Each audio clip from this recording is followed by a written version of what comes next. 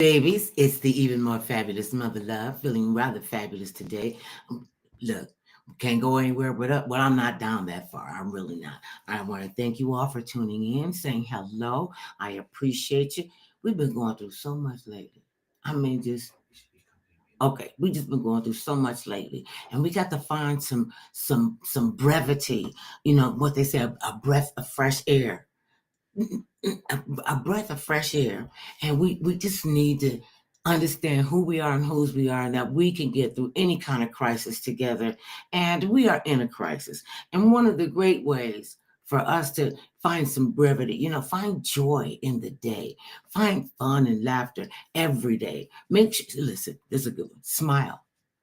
It makes people wonder what you're up to. That's one of my favorites. Always. Oh, there's another one of my favorites. Uh, uh, it's a beautiful day. Now watch some son of a biscuit eaters jack it up. Okay, I cleaned that up, didn't I? You see?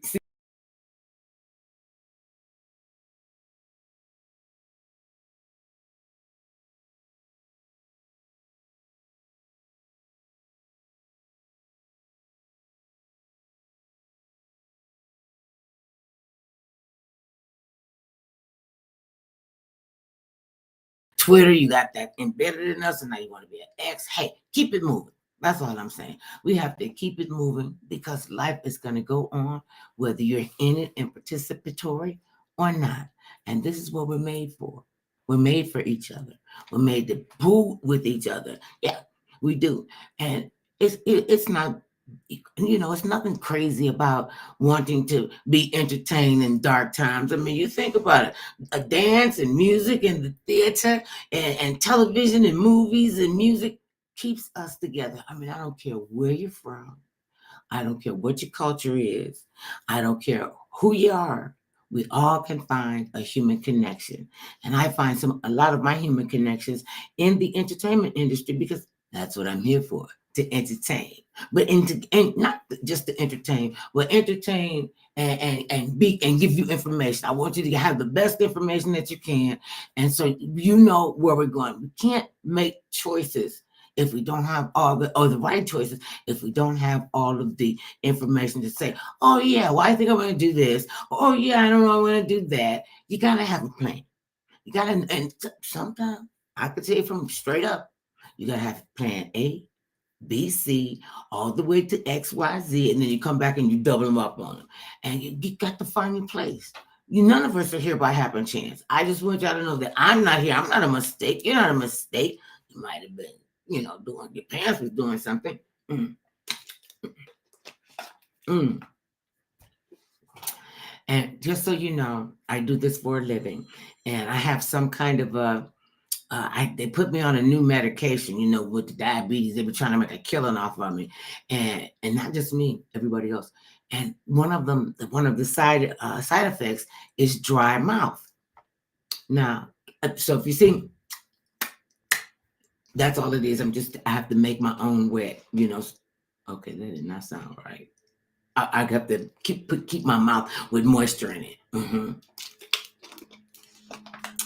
And so one of the things that still excites me, I get up and jump out of the bed, and I know I'm gonna piss Satan off as soon as I hit the floor. Oh, she up again. Yeah, we're here to wreak havoc and run amok. Not really. I am in controlled chaos.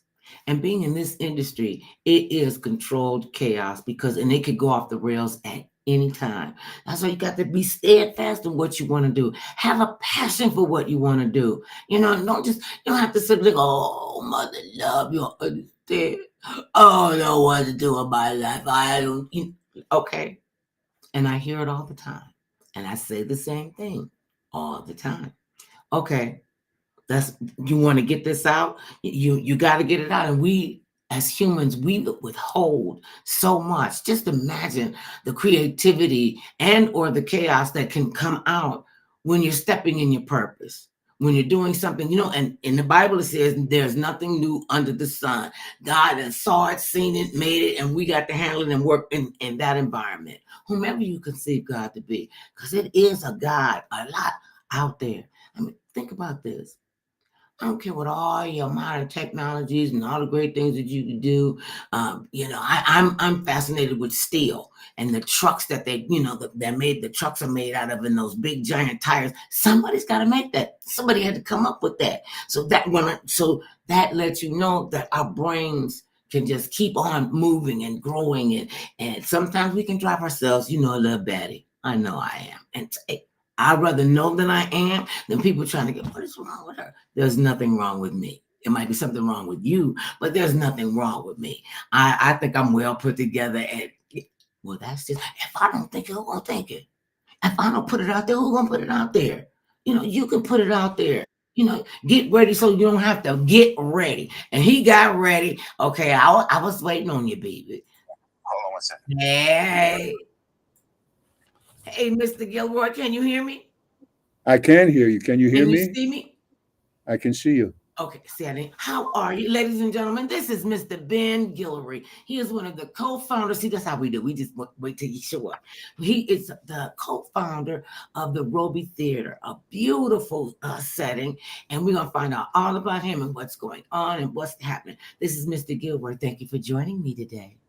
It's my pleasure. Nice to see you again. It's good to see you. It's always good to see you. So now, first, let's talk about you. Let's talk about Ben. Because you're transplanted to California just like I am. Tell us where you grew up. What was life like for you when you were like 12, 13 years old? Oh, listen. Okay, so you already gave the face. You already gave the face. And you know what the face is. When you think it and you hope nobody saw it. I saw it. So tell me about you being a young boy growing up. Well, I grew up in the Bay Area. Mm-hmm. I was born in Louisiana, Opelousas, but I grew up in the San Francisco Bay Area and lived a big part of my life there, and moved to Los Angeles in the 80s and have been here ever since to work. See, and you're here for the work. I understand that completely. I asked for me to come out here. They sent for me, and I went, y'all crazy, right? I'm the crazy chick. I'm like, okay, cool. I'll go. And I've been here about as long as you have been here, back to the late 80s, and we're still going strong. When did you get the because you've been done a lot of great things. Oh, and let me commend you and say thank you, sir, for your service to this country. Because it takes a special kind of person with a special kind of mentality to show up and want to be trained and strap on equipment and run into a gunfight. So my hat and heart are with you. That's crazy. Whoa, wait a minute, mother love. I would have been honored, but no. Oh, wait a minute. You know what? That's my bad. That's my bad on that. And take that apology for all the soldiers that are out there. Are you a veteran in this business? See, this is what happens when you go crazy. I'm a veteran in the business, but not in the armed in the military. But this is kind of like the military. There's certain rules and regulations that you got to go on with. Well, no, it's really different in the military because nobody's really shooting bullets at you here. That's a big difference. Well, you got a point there. That is a big difference. So what caught you and said you wanted to be in the entertainment industry? When did you know that you loved the theater? The arts have always appealed to me since I was very little, like most kids, but it stuck with me. The performing arts really took a hold of me when I was in my late teens. And I started to understand about dance, about music, about the theater. And it just, fast forward, there was an opportunity to be a part of a theater company in San Francisco, and the American Conservatory Theater, and they gave me a scholarship to study there, and I did, and that was it. And I was bitten by that bug and have been there ever since. We all want to tell stories. We all have stories to tell, personal stories to tell. And I had quite a few. I wanted to tell more because I was of a political mind, a socially conscious mind. And that's what attracted me to Paul Robeson, because of his social consciousness and his service and all that he did and went through and gave up in the end to speak truth to power. So Robey is Paul Robeson's nickname, and he's the inspiration for the Robey Theatre Company. Danny Glover and I founded back in 1994. By the way, Saturday is our 30th anniversary. Congratulations. Thank you. Thank you. Yeah, it's our 30th anniversary, and we're having a party to say thank you to all of the people, all of the artists, technicians, designers, volunteers, supporters, donors that have been supporting us over the last 30 years here at the Los Angeles Theater Center at 7 o'clock. There'll be drinks. We have a film chronicling the evolution of the Robey Theatre Company, and some food, some music, and some dancing, and nothing but a party. See, that's a party, you know. Now we couldn't do anything else when we was young. We knew how to have a party. You could have a whole jamming party on $4.85. Go to the dollar store, and everybody thinking. Well, not these days. You know, it's got to be the dollar store. Listen, when the dollar store went up to $2, the store, you know, and now they've gone out of business, you know. But it was a great run while it lasted. So this is your passion, the theater. What keeps you attracted? And how did you and Mr. Danny Glover meet?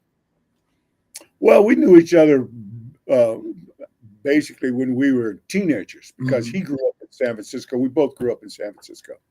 And we would see each other. But then when we started working in the theater, we really bonded, collaborated did a lot of work. And of course, as young Turks, we'd be sitting around, and as Black men, you know, I'm talking the 70s, there wasn't a lot of work for us in mainstream theater.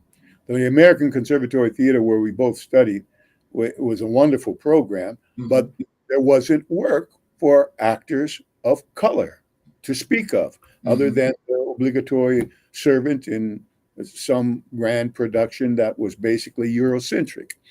And so we both had a notion, what are we going to do? What kind of work can we do? We need to figure out how to access the kind of work that we wanted to do, which had a social consciousness to it. So we got to talking, as young guys do, and we said, well, when you make it and I make it, we're gonna found our own theater company. And lo and behold, in the early 90s, fast forward again, we said, yes, we're going to do this. So Danny had become a bona fide movie star, and I was working down here as well. And so we saw that, you know, in Los Angeles, at the time, there were over 200 theaters. There was one Black theater. Out of 200. Out of 200. That was an Inglewood Playhouse in Inglewood Park on a slant in the hill, that when it rained, it flooded out. And I went to several productions and understood that there were wonderful people there, passionate people, talented people, gifted people. They were telling stories. They wanted to direct. They wanted to write. They wanted to produce. But they hadn't had a lot of practical training in any of those categories. And I thought, well, this is what's missing. The passion is there, and there certainly is a myriad of stories to catch up on and tell about the Black experience. But we needed a kind of training for some, you know, and I'll qualify that because some folks take to academic training for the performing arts, particularly for theater. Some don't.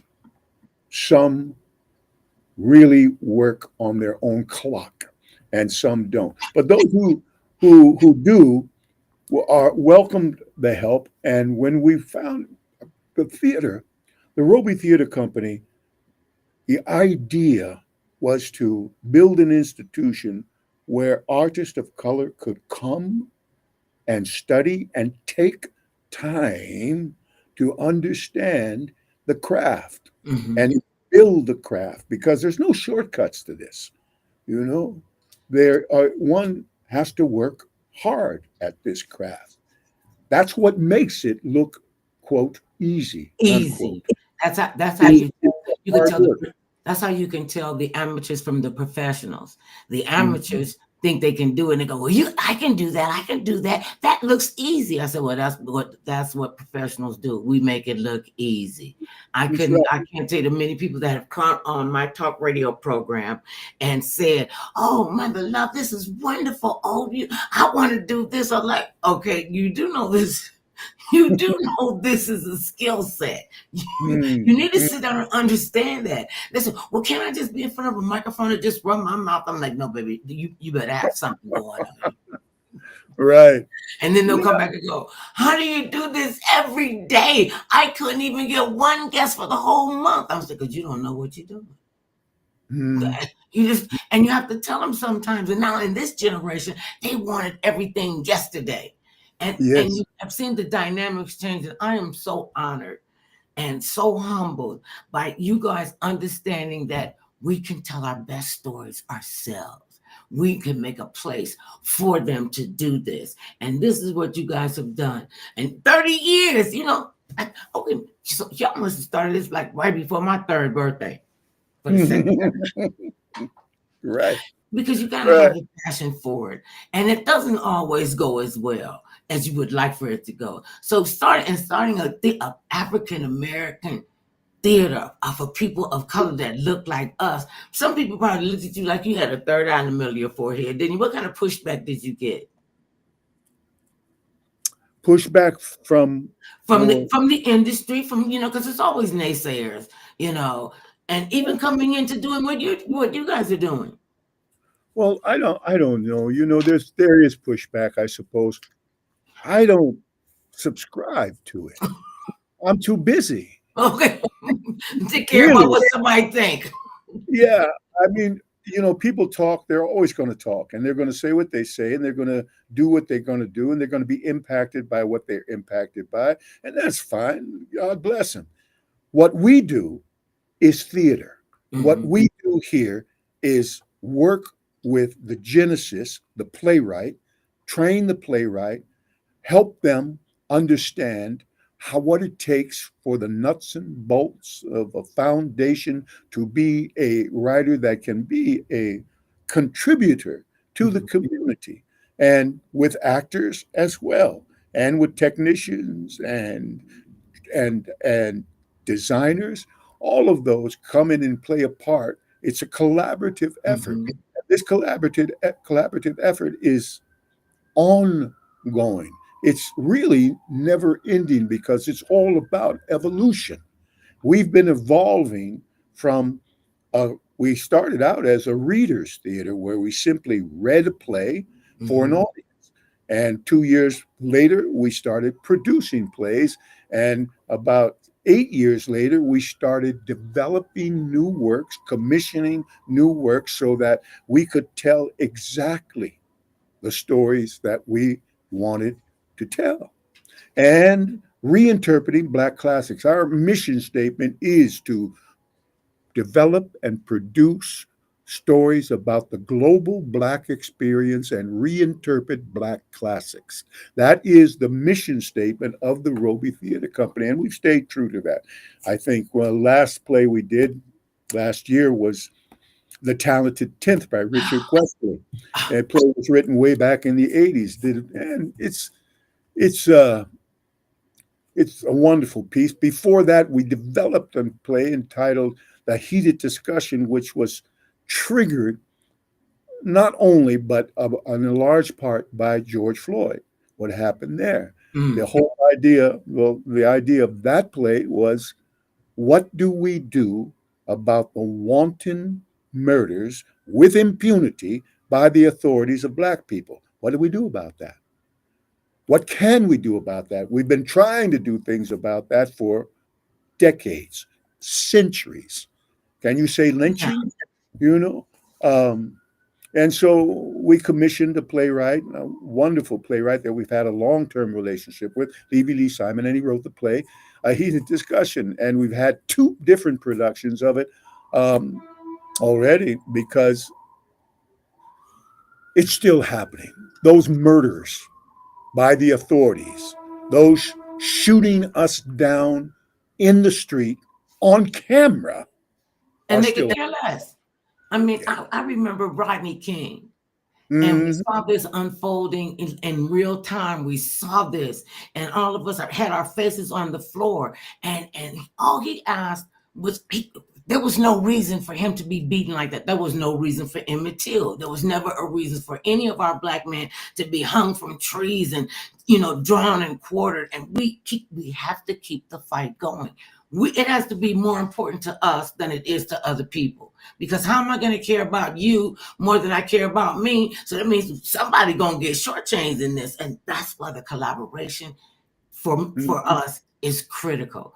And we still, in the 21st century, there's still a lot of us who don't want to participate. Well, I got mine, you get yours. No, I'm not going to reach back and, bring somebody up. Now you trying to get all up in my, listen, we're never going to get to the progressive place that we need to be. You could feel it around the edges. We have wonderful, talented people like you and Mr. Glover. We have all of these artists, and we have, these writers, and I wrote 3 books. And let me tell you, that was probably the hardest thing I ever did in my life.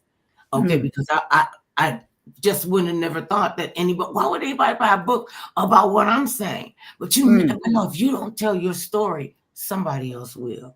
And Yes. they'll make it go like they want it to go. And you have to be, I love the fact that you stay right here, and you stay in the game, and you've created the game, and you realize that not everybody's going to be able to do it. How do you work with people that they want to do it, but then you can say, well, no, we don't think that's going to be for you? And I bring that because when I first got out here, they said, oh my God, you have such beautiful tone and pitch, and we're going to get you singing lessons. And I'm like, don't do that. No, you don't need to do that. Well, no, mother, if you don't understand, I said, no, you don't understand. I'm not going to waste my time, my money, my energy and effort to try to do something that I know I'm not good at. I am Yeah. not going to waste people's time. Oh, no, we'll get you to the best way. Some things you just should not do. How do you work with that when you Well, it's to be upfront, honest, without being hurtful, without being mean about it. Because you're right. There are some areas, there are some topics, there are some vocations, occupations that are not right for some people who want to do it. And usually those people learn pretty quick Mhm. by trying to do it. And then they start to understand what it takes to do it, or what kind of level of talent they might have. And that can be painful, but Mhm. it's the real world that we live in. And see, that's what we need to do because, and with our young people, they've just to me, they done got out of hand.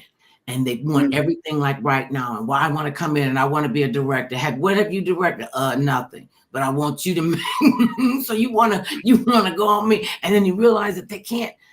That they don't have the acronym to follow through with that. And a lot of this business is about planning and following through. And it takes a lot of work and patience. And people just want it yesterday. And I'm like, well, what is it that you want? Well, I want to do Mm. what you're doing, Mr. Guillory. Are you ready to put 30, 35 years into it? Oh, no, I want it right now. Mm. And I appreciate the fact that you say you can do, this is my favorite one. We're going to go in a different direction. We're going to go in another direction. That's telling you, okay, we're not going to use you, but, we thank you for coming in for your time. And you'll have to be mean about it. And Yeah. even when they get on, the sets. So are you one of those kind of leaders that you look over their shoulders? Or are you the kind that say, let me see what you have, and then let's put together what you have? The second, I mean, individually, each situation is specific to itself. Mhm. But generally speaking, in working in a collaborative manner with other designers and artists, when they come and audition, or we have an interview, or we have the conversation that is about will we be working together, it's very clear and specific as to what is expected, what needs to happen to tell the story, what Mm-hmm. is required to tell the story. And then there's a layer of imagination that comes on it. But first, in the theater, we have to tell the story that the playwright wrote. And so those folks who are going to work on that project need to know what the specifics are of the requirements of Mm-hmm. telling the story, and then what a vision the director and producer have. Yeah. Um, so in that conversation, we find out whether or not that person is on the same page. And if Mm-hmm. they are, and there is reason to trust each other, you let that person go to work. You let him or her Mm-hmm. go and do what they do. You let, and you are there. Hopefully, there's no reason to look over the shoulder in that respect. Yes, we come together and we talk. And yes, we look and see what each other are doing to see how things are developing, because in the Mm-hmm. creative process, things change moment to moment sometimes. I learned that the hard way. I thought they were just being really colorful with the dialogue. When you get the white pages, and then you get the next reading, and you get the green pages, and then you get yellow pages, and then you get blue pages, and it's so. And you have to go in with that. And to me, that's one of the most exciting things about this, to know that you can get this out. Because it's a lot of nervous energy. When you're doing anything like this, and you could do the same play. You have done the same play over and over. It runs 3 or 4 nights, and each night is different. Each audience is Yes. different, because you don't know what they're going to take from it, what they're going to walk away from it. And the fact that you all are telling, like, really, what did you call it? A heated discussion, Mm, mm, mm. and people get uncomfortable with it, but you got to speak truth to power. We cannot be afraid of each other. We can't be afraid of telling our stories. Telling them will help you get that energy out, and see what you can do, and see No, how you make it move others. there's a liberation that comes with that. Mm-hmm. There's a certain kind of freedom and liberation that comes with being honest, being blatantly and sometimes painfully honest, because the truth is the truth. And especially with us, people of color, Black people specifically, our heritage in this country, well, there it is. Do I need to tell you, or anybody that's Black and probably over 10 years old? You know, sooner or later you find out that, because when I was a kid, I guess I was about 9, 10 years old before I really started to think about being Black. Because we didn't have to. We You did didn't not have to. have to think You're a kid. about You're a that. kid. You're being a You kid, and it's fine. It's only when you get to high school and you get around a lot of mixed uh, folks who are like that, and they start to say, "Well, you're Black," and you start to understand that there are consequences, there are impacts, there are things that happen to you simply because because you're you're Black. Black. You And catch hell because you Black. That's what Malcolm said. You catch and hell he because was people couldn't deal with the for truth. no You other know, reason.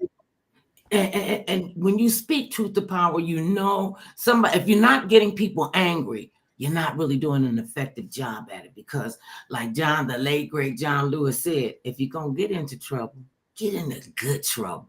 That's Mm, what you do. Because we're gonna say what, just like they want to say what they want to say, we're gonna say what we got to say. We must stand together. And they said a house divided will not stand.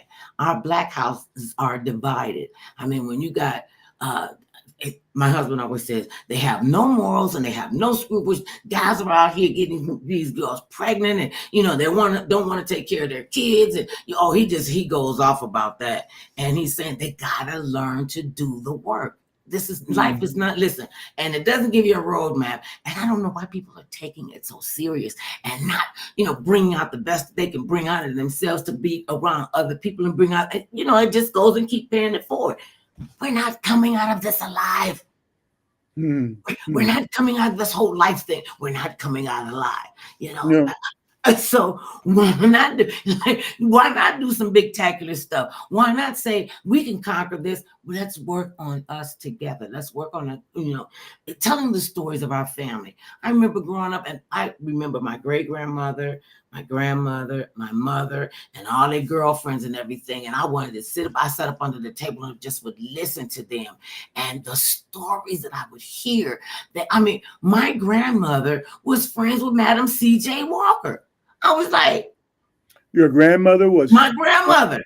was Madam C.J. Madam Walker? C.J. Walker, when she came to their city, she came to show them how to do black people hair, how to braid it, how to put the hot flat iron on it, the whole 9 yards. And for decades, and she's still like a mystical person because people don't really know her story. They want to tell their version of the story instead of telling the truth about the story. She knew the Fuller Brush man. She knew the vacuum cleaner guy. So, and I grew up in an all-black neighborhood. I didn't know it was an all-black neighborhood till everybody was black. We didn't have to think about that.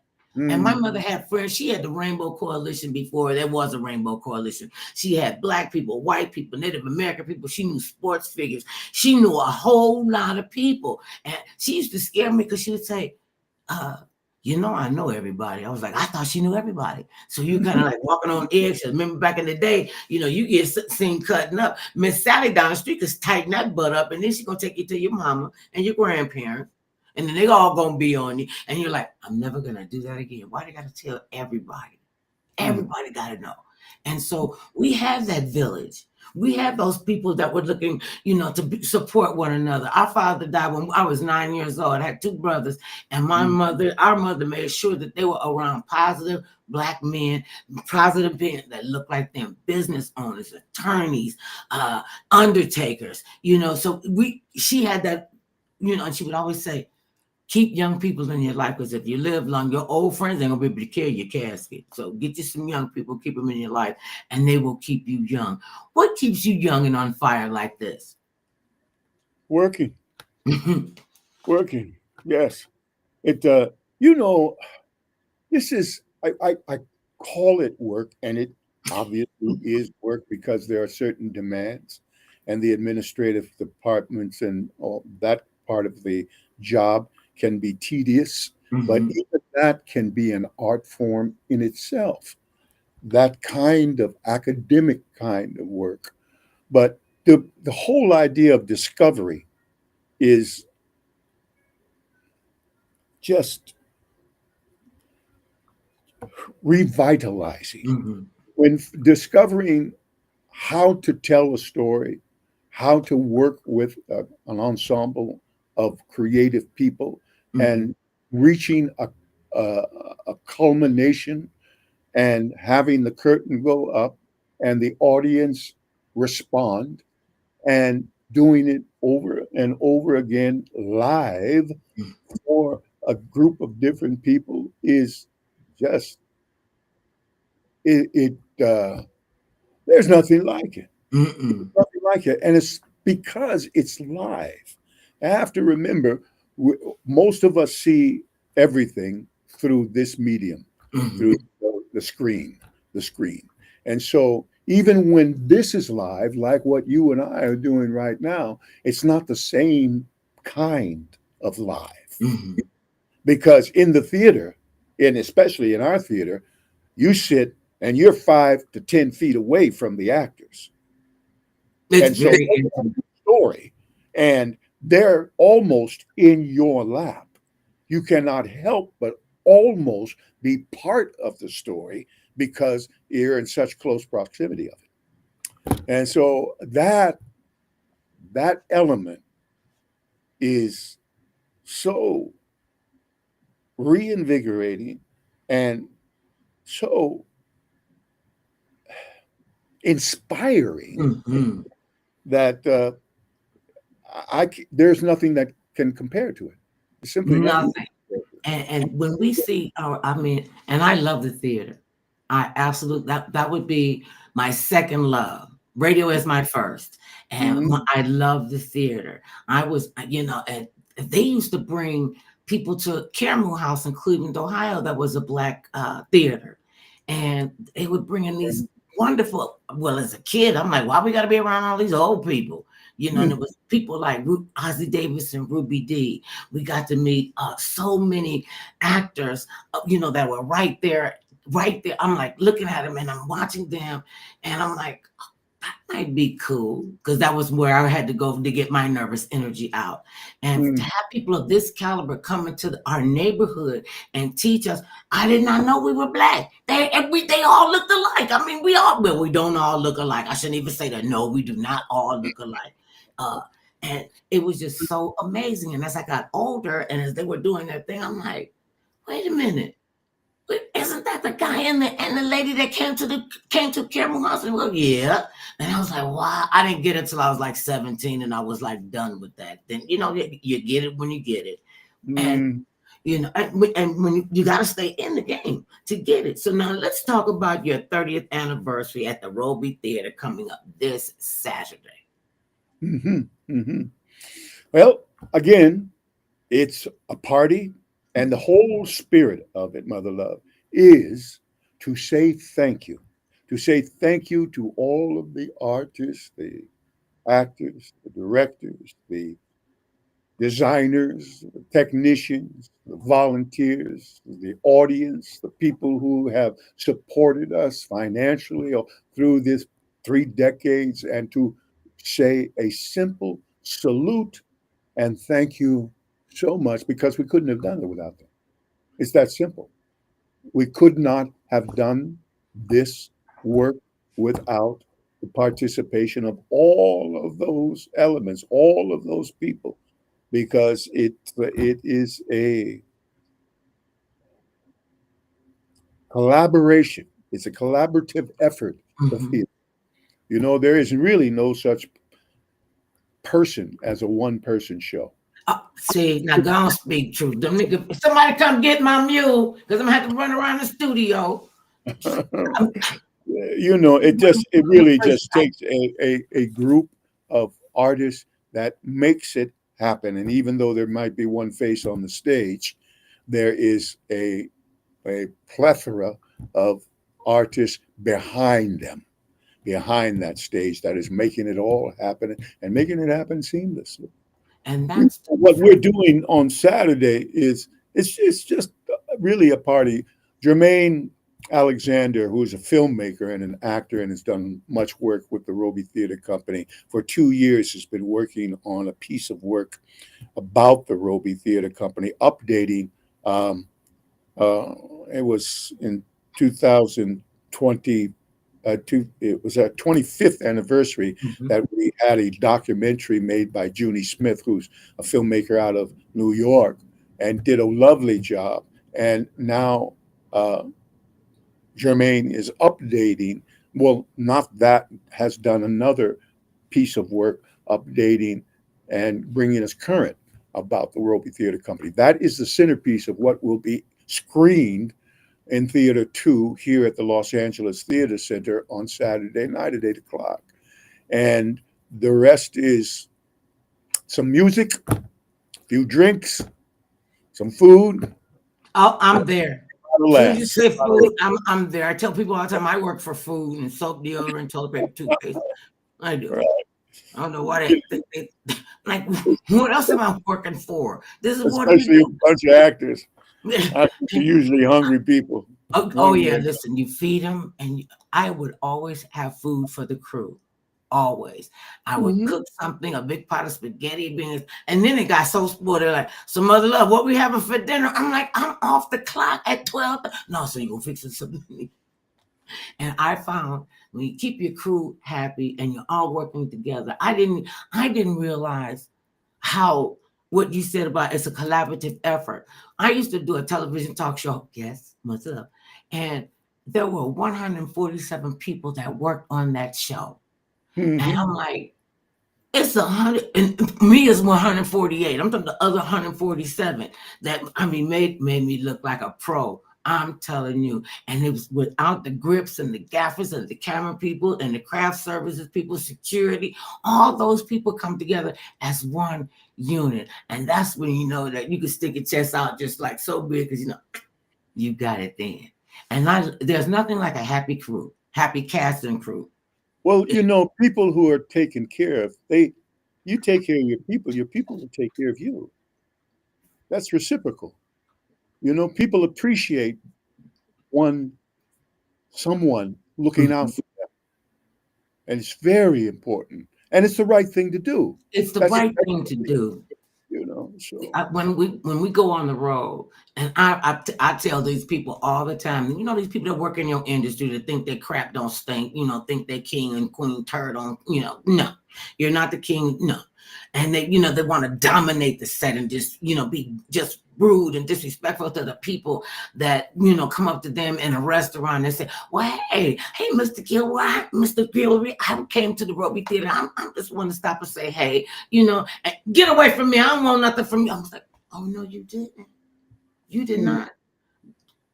And I'm like, these are the people that you get in the seats. These are the butts that you want in the seats. And you're going to tell this person, get away from me? Don't come out in public. This is what I say. Don't come out in public. And the people will tell you the truth. This is the one of the biggest reasons I keep doing this, because, this is what I do.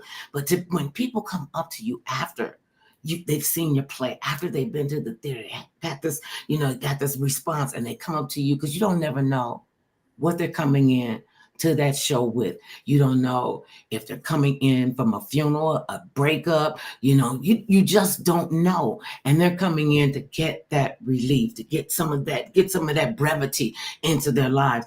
And then they go out and they say, I really enjoyed that. And you want to get somebody. I like it when they tell me, I couldn't stand that. You was talking all loud, talking all fast. And, I'm like, okay, we'll make that mental note. I'm not going to blow them off, because you can learn from anybody. You should learn from everybody. And one of the things I wanted to do was I wanted to learn with everybody on that set what their job was. And I was like, oh, I couldn't do that. I don't want to be fooling with no lights, no heavy equipment. And I'm real clumsy. So they had to put the duct tape on it. Mother, that's blue. Don't trip.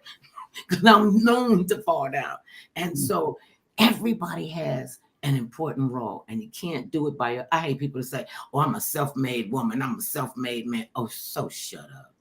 Just you know how crazy you sound. You're saying that your parents didn't have anything to do with you. So, and they go, oh, I didn't mean it like that. Well, don't say stupid stuff like that.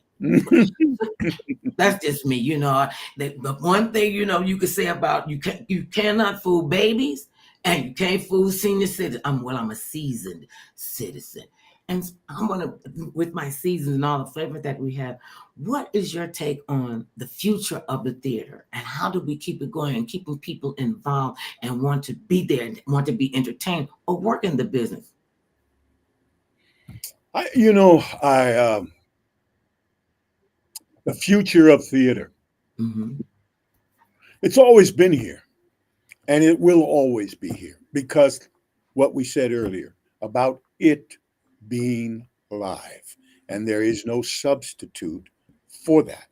There is no replacement for being live in the moment with an audience in front of you. The audiences may shrink and swell on occasion, depending on who knows what. And I'm not going to even try to predict that. But what we do is simply going to continue as long as I'm around. And that's just a given. And here in Los Angeles, there's last count, there were over 200 theaters in Los Angeles. There were more theaters here in Los Angeles than anywhere else in the country. That includes New York, Chicago, Minneapolis, Florida. There is more prestigious theater, regional theater in some of those places, but there is more, quote, theater here in Los Angeles. And I'll tell you why.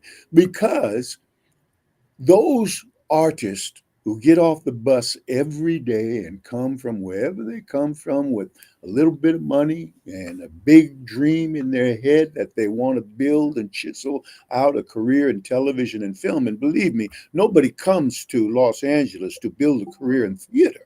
They come to build careers in They'll film. go to New York. They'll go to New York.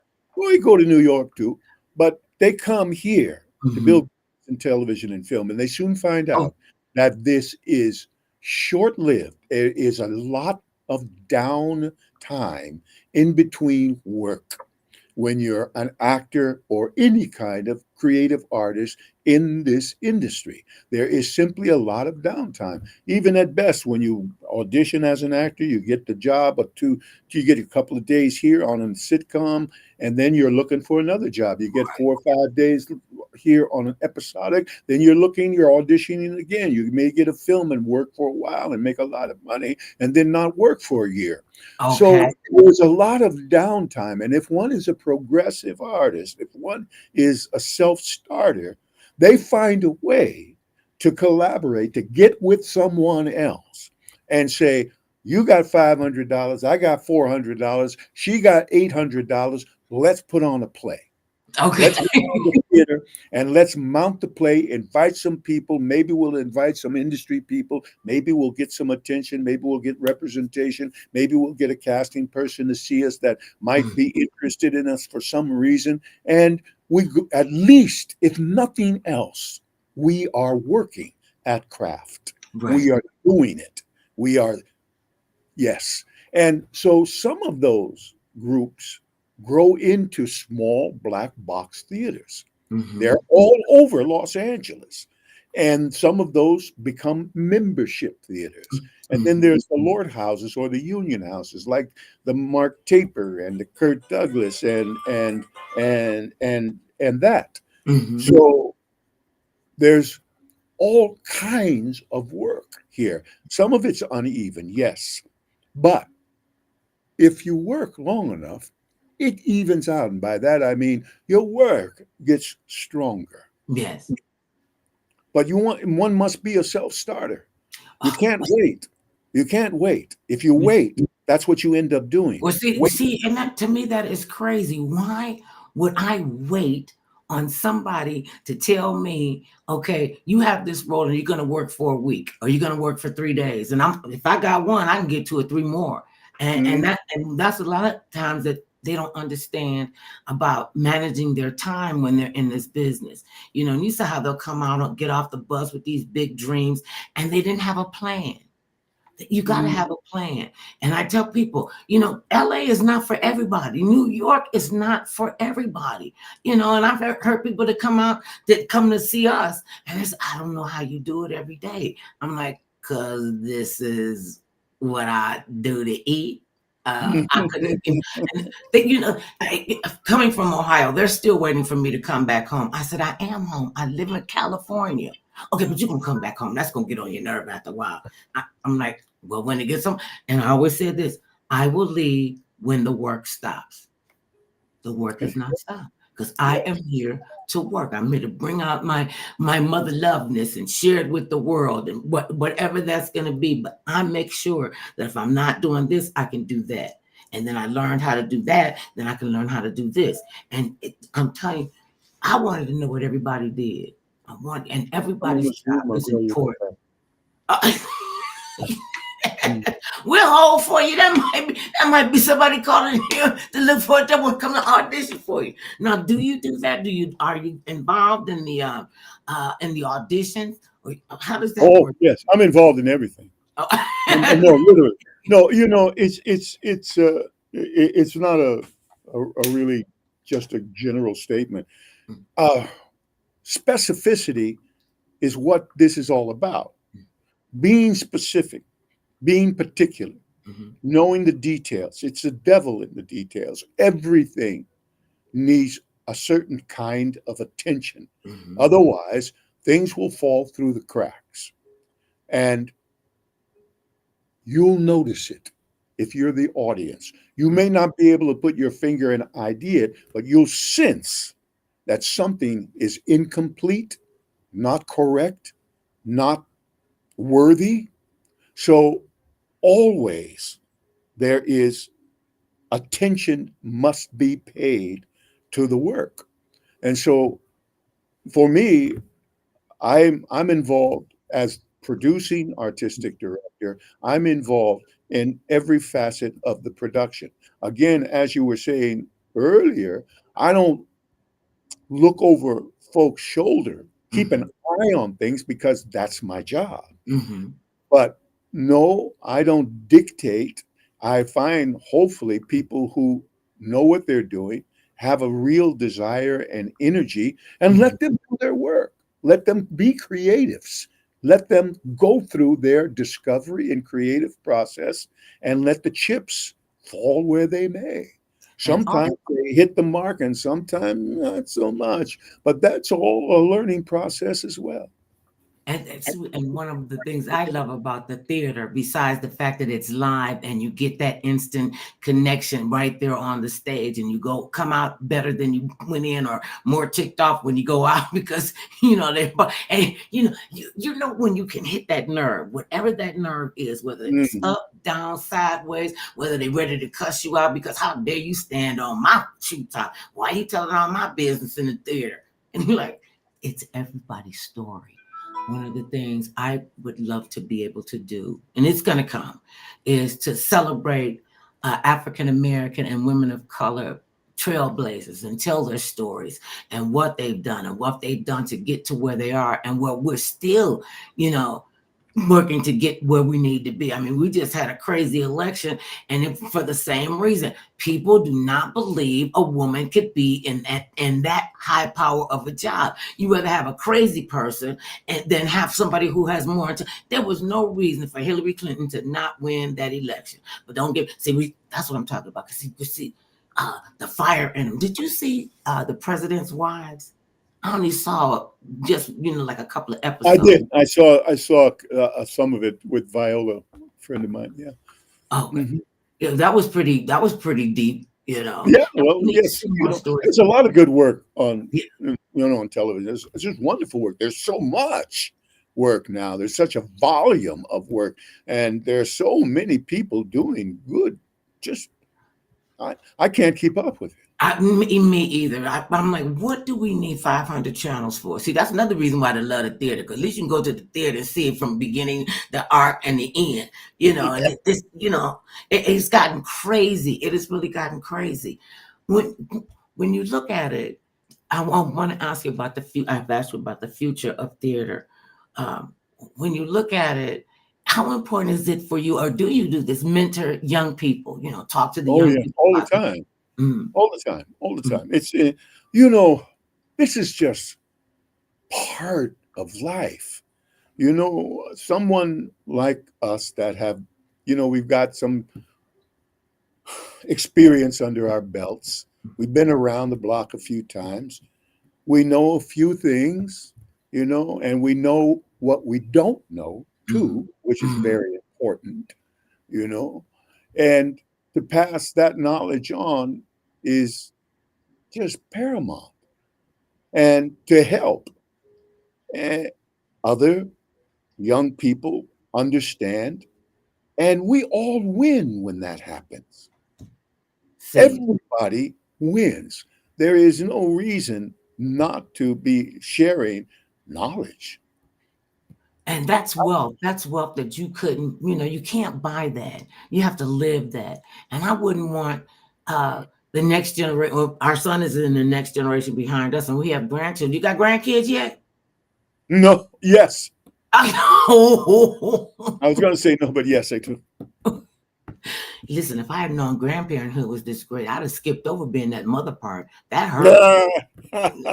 Why would they do this a bunch of times over? This is kind of crazy.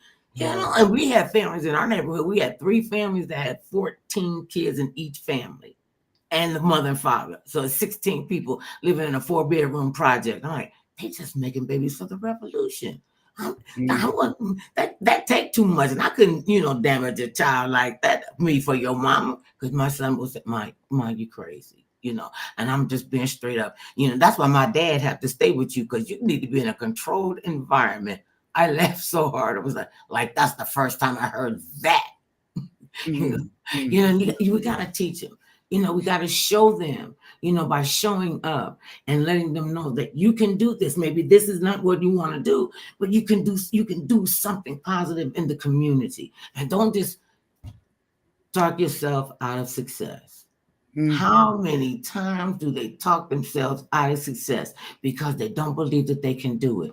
What would you say to a young playwright who wants to be a playwright and they just need that little extra push, to get them on that side? What kind of advice would you give to them?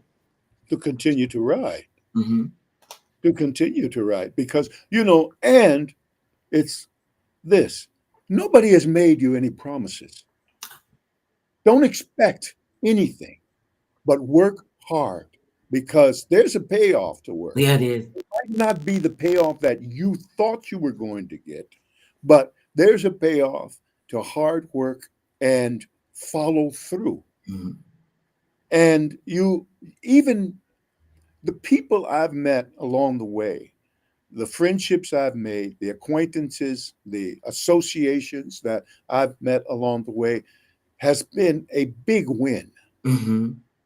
Other than we have to understand what is valuable.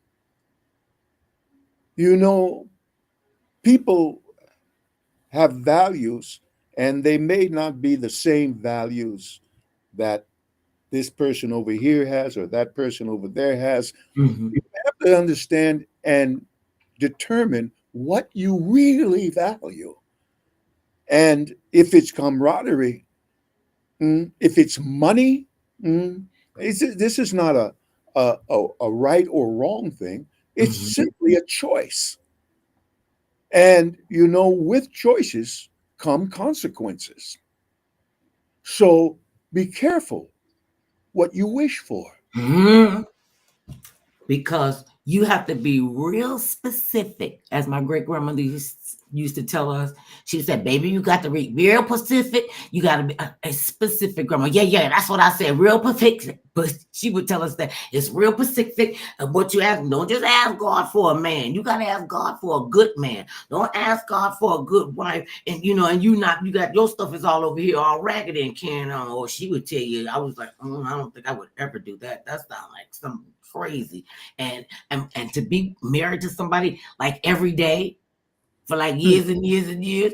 And then I looked up and I'm like, we've been together for 52 years. I'm like, I'm not even 52 years old. Where the heck did that come? Yeah. And it's work. Relationships take work. And even in this industry, when you can have a great cast and crew, you do a good run, then you go to the next one, and you go to the next one. Don't burn your bridges. Well, if I burn a bridge, I don't mean to go back, but I don't need to burn bridges like that.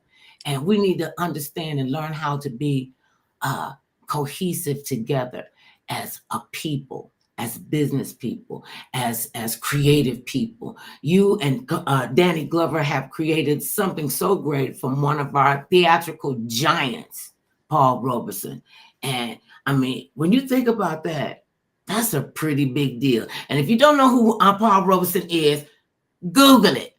I'm sure he's Googleable. Listen, if I'm Googleable, I know you could find Paul Robeson. So when it's all said and done, and your time, and whether you know it or not, because I'm gonna down the keyboard. I'm just letting y'all know. I'm gonna be talking to you, and then my head gonna hit the thing. My wig might pop off if I have one on that day, and I'm just gonna be right here at the keyboard. And I'm serious, because this is what we do. What you do when you turn around and you see what you've done. What do you want us to remember? 90 seconds. Okay, I got it, lady. What do you want to be your legacy? Gee, I've been asked that question, and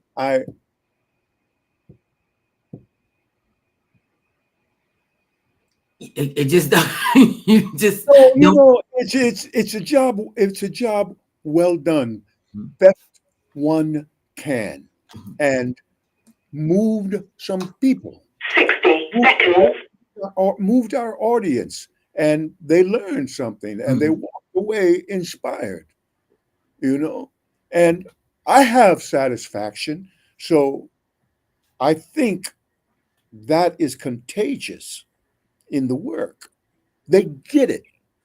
They get the love that it takes to do this. They get the commitment that it takes to do this. They get the determination and the courage, because what we do takes an enormous amount of a very certain kind of courage to say, look at me, what I'm doing is important, and it's worth you stopping what you're doing to see what we're doing over here, because there is profundity in this. 10 You need seconds. to know about this. Oh, well, I love that word. It is always a pleasure. Thank you so much, Mr. Ben Guillory. Hey, go hang out with him on November the 20th over at the